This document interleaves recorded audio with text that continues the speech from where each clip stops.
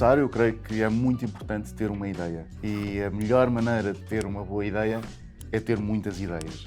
Acho essencial que vão anotando tudo o que vos passa pela cabeça.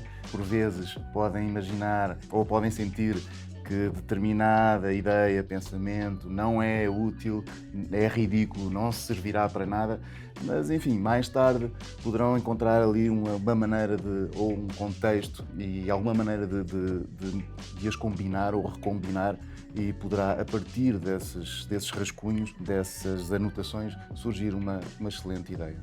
Em segundo lugar, há uma maneira muito simples de percebermos uma outra forma de contar uma história, de chegar a uma outra narrativa, e que passa muitas vezes por uma simples mudança de ângulo. Em terceiro lugar, que também não deixa de ser uma mudança de perspectiva, mas neste caso é mais de situação ou de contexto.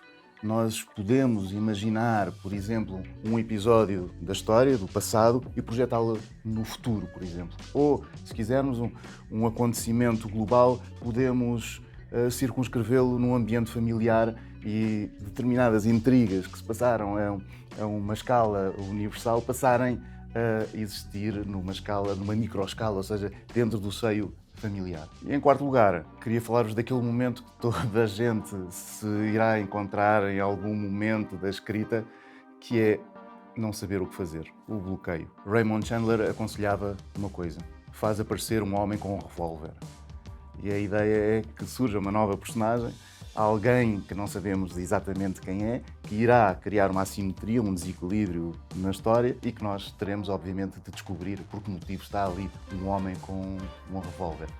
Se não o aplicarmos a um policial, por exemplo, poderá ser qualquer outro tipo de romance, conto, novela, e podemos resumir este princípio como: faça uma personagem bater à sua porta. E a partir destes 4 princípios, destes 4 conselhos, podemos começar então uma narrativa e também podemos continuar, ou temos mecanismos suficientes para que possamos desenvolver.